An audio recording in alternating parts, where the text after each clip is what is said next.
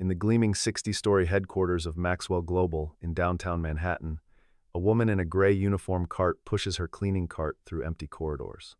While executives slumber in penthouses, she moves like a ghost through offices worth billions.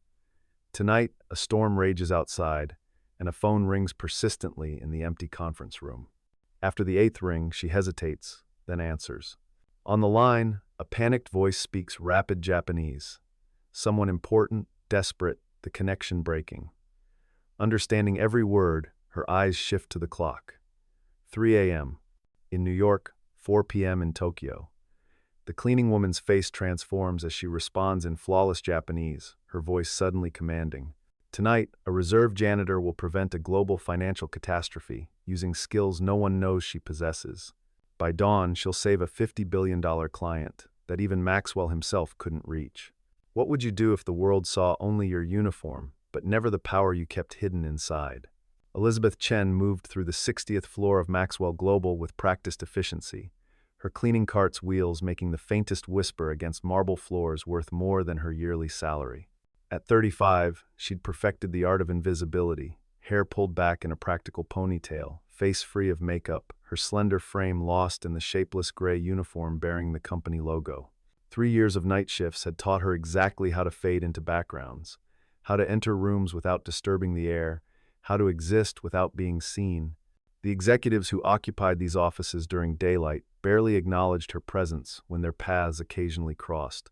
A nod perhaps, or a distracted thanks as she emptied their overflowing wastepaper baskets. They never noticed how her eyes absorbed every detail, how she recognized the Japanese characters on confidential reports left carelessly on desks, how she could recite from memory the names of every client whose documents she glimpsed while dusting monitor screens. To them, she was simply part of the building's infrastructure, as functional and unremarkable as the air conditioning vents or the fiber optic cables running behind the walls. Elizabeth preferred it that way. Invisibility had become her armor, anonymity her sanctuary. Tonight, she worked the executive floor alone, her supervisor having called in sick. She'd volunteered for the extra section, the solitude suited her, and the overtime pay would help with her mother's mounting medical bills. As she moved through Maxwell Thornhill's corner office, emptying his trash and carefully dusting around the array of deal trophies on his credenza, her eyes caught on a photograph she hadn't noticed before. It showed Maxwell, the 50-year-old CEO whose name adorned the building, shaking hands with an elderly Japanese man beneath cherry blossoms. Elizabeth recognized the setting immediately as the Imperial Gardens in Tokyo, and the elderly man as Kenji Nakamura, founder of Japan's largest technology conglomerate. Her fingers instinctively reached for the small pendant hidden beneath her uniform, a silver cherry blossom, delicate and perfect, suspended on a thin chain. For a moment, she allowed herself to remember another spring in Tokyo, another life entirely. Then she tucked the memory away, alongside all the others she kept carefully sealed behind the walls she'd built. Elizabeth finished her tasks with mechanical precision, noting with professional detachment the hurried state of the executive suite. Papers scattered across conference tables, coffee cups abandoned half full, presentation boards still displaying confidential figures. Something significant had happened today, something that had sent the normally meticulous executives home without their usual careful tidying. As she wiped down the main conference table, she noticed a document left open on a tablet. An agenda for tomorrow marked emergency, Nakamura crisis meeting, 7 a.m. The coincidence made her pause. The Nakamura in the photograph, the emergency meeting, the apparent chaos of a rushed departure. Elizabeth shook her head slightly, reminding herself that it wasn't her concern. She was here to clean floors and empty trash, not to piece together corporate puzzles. She'd left that world behind by choice, traded power suits for cleaning uniforms, boardrooms for empty hallways. The decision had cost her everything she'd worked for, but had given her something more valuable: peace. Most days, she believed the exchange had been worth it. Elizabeth finished the conference room and continued her rounds, the rhythmic routine of wiping, polishing, and vacuuming, allowing her mind to drift into the meditative state that made the long nights bearable. Outside, rain lashed against the floor-to-ceiling windows, occasional lightning illuminating the Manhattan skyline in stark, electric flashes. She'd always found comfort in storms, in their raw power, their indifference to human concerns, their ability to make even the mighty pause and take notice. Perhaps that's why the sudden shrill ring of a phone cut through her consciousness like a blade, startling in its intrusion on the storm-muffled silence. The sound came from the Japanese-style meeting room, a specially designed space on the 60th floor used exclusively for meetings with Asian clients. Maxwell was known for his attention to cultural details, a reputation that had helped him build his empire. Elizabeth hesitated outside the door, counting the rings. 1, 2, 3. By the 8th ring, her hand was on the door handle. No one would be calling at this hour, unless it was important. Perhaps it was someone from the West Coast, unaware of the time difference, trying to reach an executive who'd forgotten to forward their calls. She opened the door and approached the phone on the low table. "Maxwell Global, executive floor," she answered, her voice professional but tentative. The response came in rapid, urgent Japanese, a man's voice, older, authoritative, despite its evident distress. Without hesitation, Elizabeth's mind switched languages, the translation happening automatically after years of practice. "This is Nakamura Kenji. I must speak with Maxwell-san immediately. It is an emergency regarding tomorrow's Tokyo Exchange opening." Elizabeth's posture changed imperceptibly, her spine straightening, her grip on the phone tightening. "Nakamura-sama," she replied in flawless Japanese, her accent so perfect that the man on the other end paused in surprise. "I apologize, but Mr. Thornhill is not in the office at this hour. This is the night staff. Is there a message I can relay to him?" There was a moment of silence, then a heavy sigh. "Who am I speaking with?" Nakamura asked, his tone now curious rather than urgent. Elizabeth hesitated for only a fraction of a second. "My name is Elizabeth Chen. I work in the building overnight." "Chen-san," Nakamura continued in Japanese, apparently preferring to continue in his native language now that he'd found someone who spoke it. "You sound Japanese. Were you raised there?" "No, Nakamura-sama," Elizabeth replied, maintaining the formal honorific appropriate for someone of his stature. "I studied in Tokyo for several years." "Studied what, if I may ask?" "International finance and business diplomacy at Todai," she answered before she could stop herself, using the familiar abbreviation for Tokyo University that only someone intimately familiar with Japan would know. She immediately regretted the slip. It revealed too much, offered a glimpse behind the carefully constructed facade she'd maintained for 3 years. Elizabeth had once been the rising star of Pacific Global Investments' Tokyo office, the youngest vice president in the firm's history, fluent in 4 languages, and with a preternatural talent for navigating the complex cultural waters of international finance. Stanford undergraduate at 19, Harvard MBA at 22, Tokyo University visiting scholar at 24, vice president at Pacific Global by 27. She had moved through the exclusive world of high finance with the same graceful efficiency she now applied to cleaning executive suites, though with considerably more recognition and infinitely better pay. Until the Matsuhara deal, the negotiation that should have cemented her place among the financial elite but instead destroyed everything she'd built. She'd been sent to Kyoto to facilitate Pacific Global's acquisition of Matsuhara Technologies, a mid-sized firm with revolutionary patents in quantum computing. The deal had been valued at $4 billion, would have generated $60 million in fees for her firm, and personally earned her a 7-figure bonus. Elizabeth had spent months laying the groundwork, building relationships with the Matsuhara family, navigating the cultural nuances that her American colleagues couldn't grasp. 3 days before signing, she discovered critical flaws in the financial models, deliberate misrepresentations hidden in the footnotes of technical appendices that vastly overvalued Matsuhara's patents. When she'd brought her concerns to her superior, Charles Whitman, he'd dismissed them with a laugh. "That's just how the game is played, Chen. The Japanese understand this. It's all theater. Don't be naive." But Elizabeth knew the Matsuhara family didn't see it as theater. They saw it as honor, their company, their legacy, their family name. When she pressed the issue, Whitman's amusement had turned to irritation. "Look, either get on board or get out of the way. This deal is happening." That night in her hotel room, Elizabeth had made the decision that would end her career but preserve something more valuable. She compiled a detailed analysis of the discrepancies and sent it directly to her firm's compliance officer in New York, copying the Matsuhara family attorney. By morning, the deal was suspended pending investigation. By afternoon, Elizabeth was on administrative leave. By the following week, she'd been terminated for breach of protocol and insubordination. The official narrative painted her as inexperienced and culturally insensitive, unable to understand the nuances of Japanese business culture, a cruel irony that still burned whenever she allowed herself to remember. Pacific Global had eventually restructured the deal at a much lower valuation, costing the firm millions in fees and embarrassing them publicly. Elizabeth, meanwhile, found herself blacklisted throughout the industry. No financial firm in Tokyo or New York would touch her. Charles Whitman, despite being censured internally, had emerged largely unscathed and spread the word that Elizabeth was difficult, rigid, and not a team player. Death knells in an industry built on relationships. Her former mentor, who had championed her early career, withdrew his support rather than challenge the firm's leadership. Friends she'd thought would stand by her suddenly became too busy to return calls. Within 6 months, her savings depleted by legal fees and the exorbitant cost of New York living, Elizabeth had been forced to sell her Chelsea apartment and move to a cramped studio in Queens. The silver cherry blossom pendant, a gift from old Mr. Matsuhara himself, who had thanked her privately for her integrity while publicly maintaining business relations with Pacific Global, became her only remaining connection to that former life.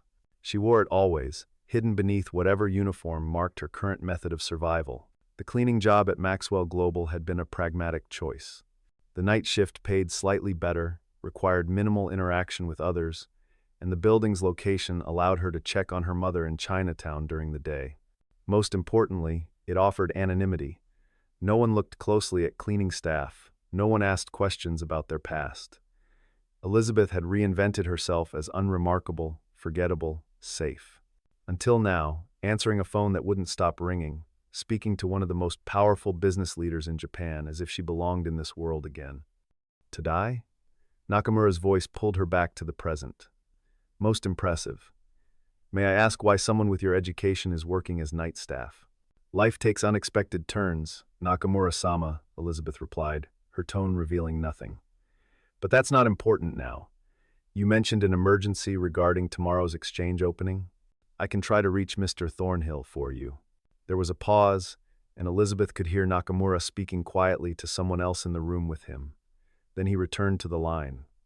Chen-san, I believe you may be able to help directly. Do you have access to the secure terminal in the meeting room you're in? Elizabeth glanced at the laptop sitting on the conference table, its screen dark. Yes, but I don't have authorization to use it. The situation is quite urgent, Nakamura continued.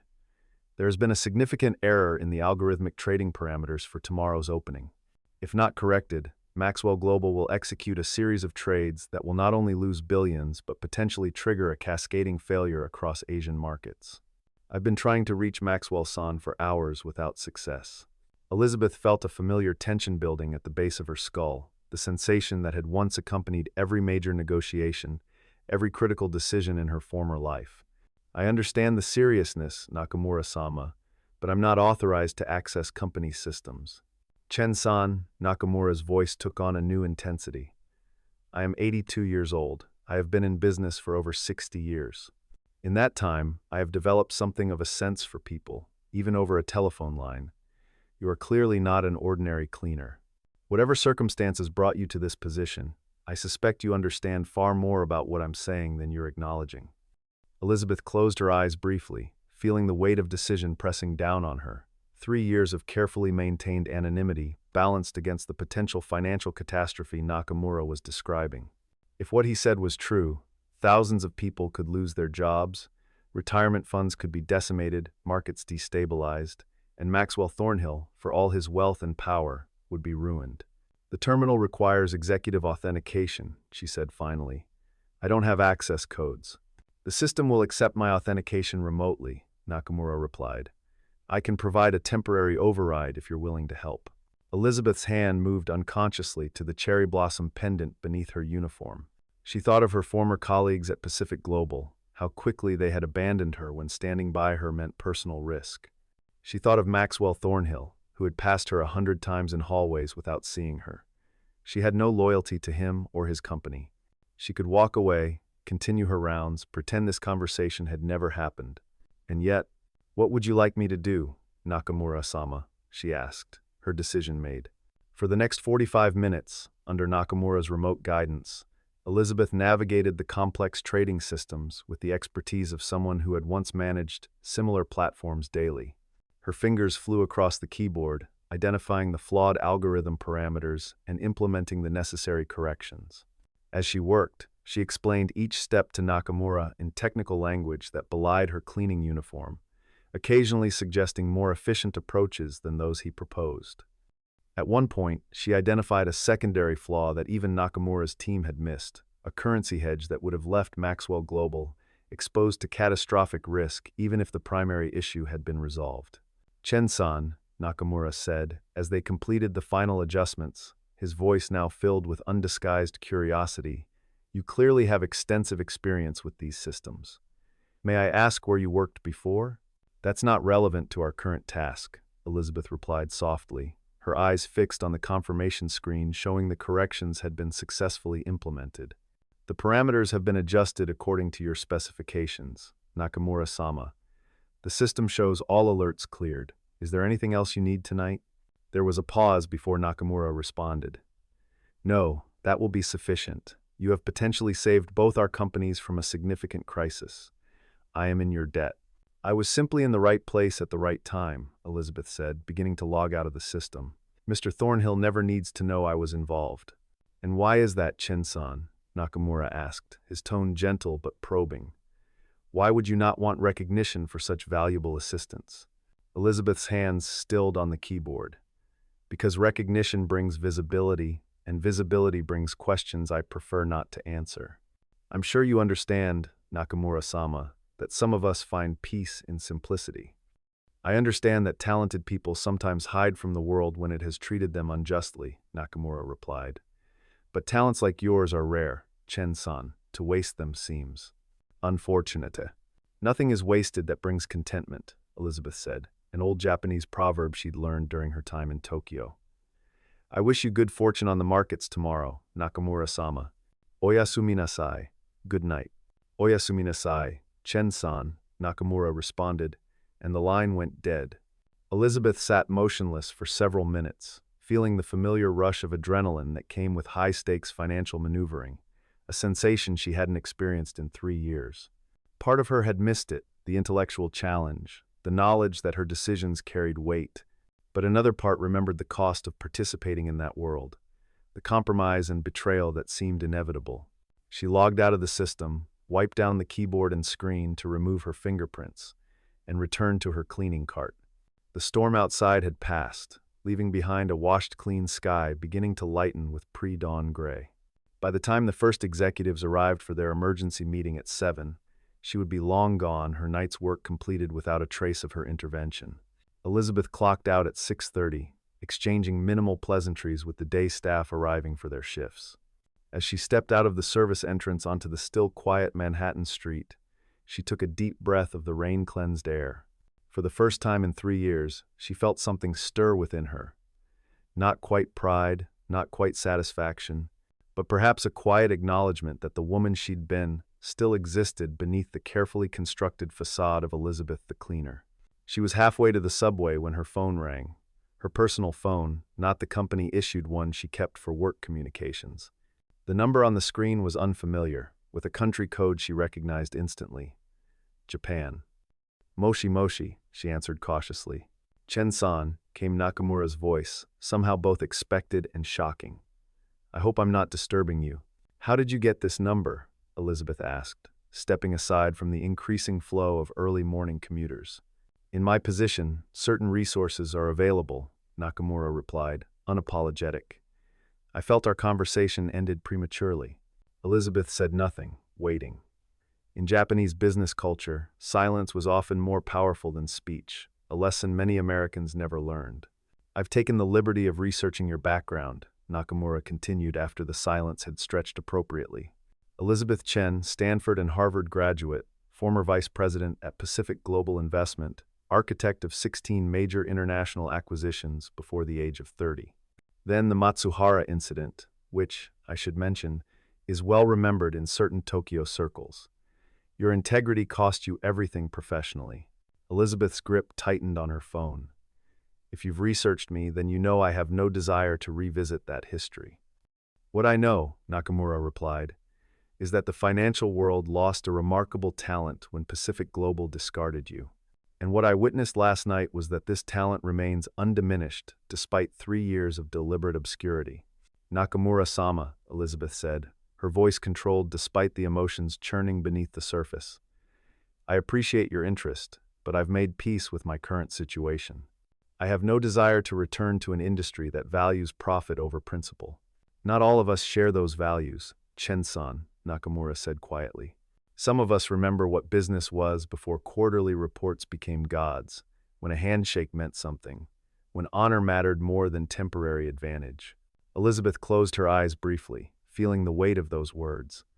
The old man was speaking her language, not Japanese, but the language of principles she'd once believed the financial world could still honor. "What do you want from me, Nakamura-sama?" she asked finally. "I find myself in need of someone with your specific combination of skills," he replied. "Someone who understands both Western financial systems and Japanese business culture. Someone who has demonstrated that they value integrity over personal gain. I'm establishing a new division within Nakamura Global, focused on ethical investment in emerging technologies. I need a director who cannot be corrupted." Elizabeth felt as if the ground beneath her feet had suddenly shifted. "You're offering me a job, based on a phone call and a glimpse at my past?" "I'm offering you a conversation," Nakamura corrected gently. "I'll be in New York for the next 3 days. Perhaps you would join me for tea this afternoon? 4 o'clock at the Peninsula Hotel." The invitation hung in the air between them, a doorway back to the world she'd left behind, but perhaps on different terms. Elizabeth touched the cherry blossom pendant at her throat, remembering old Mr. Matsuhara's words when he'd given it to her. "Cherry blossoms remind us that beauty is fleeting, but honor endures. Never forget that you chose honor when others did not." 4 o'clock, Elizabeth agreed finally. "But I make no promises beyond conversation, Nakamura-sama." "That is all I ask," the old man replied, satisfaction evident in his voice. "Until this afternoon, Chen-san." Elizabeth ended the call and continued toward the subway, her mind racing with possibilities she hadn't allowed herself to consider in years. As she descended the steps into the station, she passed a mirror in a shop window and caught a glimpse of herself, still in her cleaner's uniform, her hair still pulled back severely, her expression still carefully neutral. But something had changed in her eyes. A spark had reignited, a glimpse of the woman she had been before the world had taught her to make herself small. She had no illusions about what returning to the financial world might mean. The politics, the pressure, the potential for the same betrayals that had driven her away. Yet, Nakamura's offer suggested a different path, one that honored rather than exploited her principles. Perhaps there was a way to reclaim her expertise without sacrificing her integrity. Perhaps invisibility wasn't the only form of protection. By 7:30, Elizabeth had reached her modest queen's apartment. She showered quickly, changing from her uniform into simple jeans and a sweater before heading to her mother's apartment in Chinatown. As she helped the elderly woman with her morning routine, Elizabeth said nothing about the night's events or the upcoming meeting. Some possibilities were too fragile to be spoken aloud before they had solidified into reality. At 3 o'clock, however, Elizabeth opened the small closet in her apartment where a single garment bag hung isolated from her everyday clothes. Inside was the last remaining suit from her previous life, a perfectly tailored charcoal gray Chanel that had cost more than 3 months of her current salary. She had kept it as a reminder, though of what exactly she couldn't have said. Perhaps of how quickly fortunes could change, or perhaps of the woman she had been before circumstance had diminished her. Elizabeth dressed carefully, applied subtle makeup, and styled her hair loose around her shoulders instead of in the severe ponytail she wore for work. The transformation was remarkable, the cleaning woman vanishing completely, replaced by someone who looked entirely at home in the world of high finance.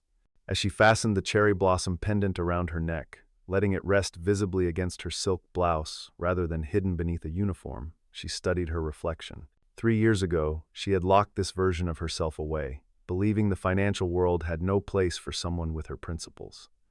Perhaps it was time to test that assumption again. The Peninsula Hotel's elegant tea lounge was busy with afternoon patrons when Elizabeth arrived precisely at 4. A hostess approached immediately. "Miss Chen, Nakamura-sama is expecting you. Please follow me." She was led to a private alcove where Kenji Nakamura sat alone, his posture perfect despite his advanced age. He rose as she approached, bowing slightly in traditional Japanese fashion. Elizabeth returned the bow, the movement coming naturally after years of practice. Chen-san Nakamura greeted her, switching to Japanese. I almost did not recognize you. The transformation is quite remarkable. Clothes are merely costumes we wear for different roles, Nakamura-sama, Elizabeth replied in the same language, taking the seat opposite him. The person beneath remains unchanged. Nakamura's eyes crinkled slightly at the corners, the closest he would come to smiling in a business context. Philosophical as well as practical. A rare combination. He gestured to the elaborate tea service between them. Shall I pour? I requested a proper Japanese ceremony. Please, Elizabeth nodded, observing his movements as he prepared the tea with the precision of decades of practice. The ritual allowed her to gather her thoughts, to center herself before the conversation that might redirect the course of her life. Last night, Nakamura began, after they had each taken the ceremonial first sip. You prevented a financial catastrophe that would have cost Maxwell Global approximately $12 billion in direct losses, with potential market implications that might have reached 10 times that amount. Elizabeth maintained her composure, though the figure was larger than she had calculated. The system corrections were relatively straightforward once identified. For someone with your expertise, perhaps, Nakamura acknowledged. But this morning, when Maxwell-san and his team finally became aware of the situation, they required 4 hours and a team of 8 specialists to verify the corrections you implemented in 45 minutes. Elizabeth sipped her tea, saying nothing. They are, of course, searching their security logs to determine who accessed their systems overnight, Nakamura continued. But they will find nothing. My team ensured that your assistance remains anonymous, as you requested. Thank you, Elizabeth said simply. You intrigue me, Chen-san. Nakamura set down his cup. Most people in your position would have seized the opportunity for recognition, for reinstatement into the world that expelled you unjustly. Instead, you chose to remain invisible. Why? Elizabeth considered the question carefully. When Pacific Global discarded me, I lost faith not just in that company, but in the entire system. A system that rewards deception and punishes integrity cannot be trusted. I chose invisibility because it offered freedom from such compromises. And yet, Nakamura observed, when given the opportunity to help or walk away last night, you chose to help, knowing the risks, knowing it might expose you. Some principles transcend personal safety, Elizabeth replied. Preventing harm when one has the power to do so is a universal obligation. Nakamura nodded slowly. Precisely the philosophy I wish to embed in my new ethical investment division. The financial world has lost its way, Chen-san. Quarterly profits have become gods. We sacrifice everything to appease. Technology accelerates without wisdom to guide it. We need leaders who understand both worlds but are governed by principles stronger than profit. And you believe I could be such a leader? Elizabeth asked, her skepticism evident. I know you could be, Nakamura replied without hesitation. Your actions at Pacific Global demonstrated your integrity. Your assistance last night showed your skills remain sharp. What remains to be seen is whether you are willing to step back into the light and help change a system you rightfully critiqued. Elizabeth gazed into her tea, watching the delicate leaves swirl in the ceramic cup. The system destroyed my career once before. What would prevent it from happening again? My protection, for one, Nakamura said simply. Nakamura Global is a family company, not beholden to the whims of shareholders or the tyranny of quarterly reports. We have the luxury of taking the long view. And secondly, his voice softened slightly, your own growth. You are not the same young woman who stood alone against Pacific Global. Adversity has tempered you, given you perspective that most executives twice your age lack. What exactly would this position entail? Elizabeth asked, allowing herself to consider the possibility for the first time. You would establish and lead a new division focused on identifying ethical investment opportunities in emerging technologies, Nakamura explained. Your team would develop frameworks for evaluating not just the financial potential of these technologies, but their social impact, their sustainability, their alignment with human values. You would report directly to me, with considerable autonomy and resources. And the compensation? Elizabeth asked, the practical question necessary despite her primary concerns lying elsewhere. Nakamura named a figure that made Elizabeth's eyebrows rise slightly. nearly triple what she had earned at the height of her previous career. Plus performance bonuses tied to ethical outcomes rather than merely financial ones, he added, and a significant equity position in the division itself. Elizabeth set down her cup carefully. Why me, Nakamura-sama? Surely there are hundreds of qualified executives who would jump at such an opportunity without the complications of my history. Precisely because of those complications, Nakamura replied. I don't want someone hungry for advancement or desperate to prove themselves. I want someone who has seen the shadow side of our industry and chosen principle over expediency, even at great personal cost. Someone who cannot be bought or intimidated because they have already lost everything once and survived. His words struck Elizabeth with unexpected force. She had never framed her experience that way, as a forge that had strengthened rather than diminished her. For 3 years, she had viewed her fall from Pacific Global as an ending. Perhaps it had been preparation instead. I would need time to consider, she said finally.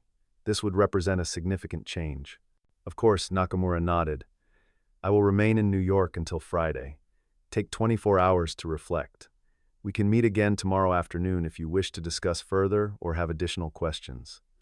As their meeting concluded and Elizabeth rose to leave, Nakamura gestured to the cherry blossom pendant at her throat. May I ask where you acquired that piece?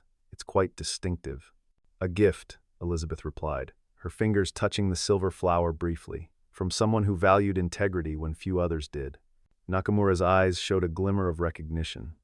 Matsuhara-san has always had excellent taste, he said quietly, both in jewelry and in character.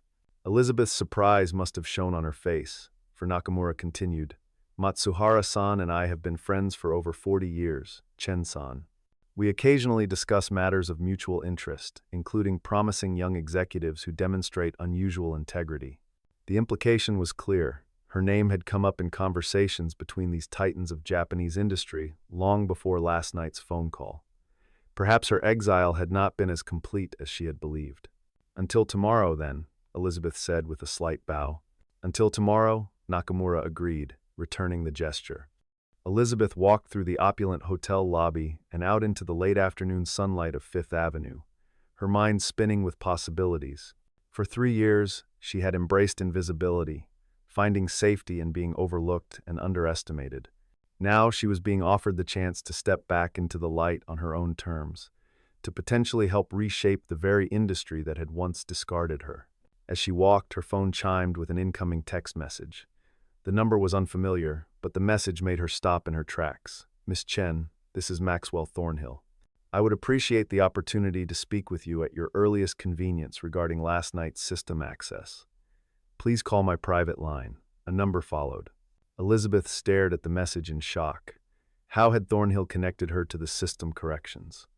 Nakamura had assured her the access would be untraceable, unless Nakamura himself had revealed her involvement. But why would he do that after promising her anonymity? Her phone rang almost immediately. Nakamura's number. She answered without preamble. Thornhill just contacted me. Did you tell him about my involvement? No, Nakamura replied calmly. But I suspected he might discover it another way. The night security cameras, perhaps. He is a thorough man.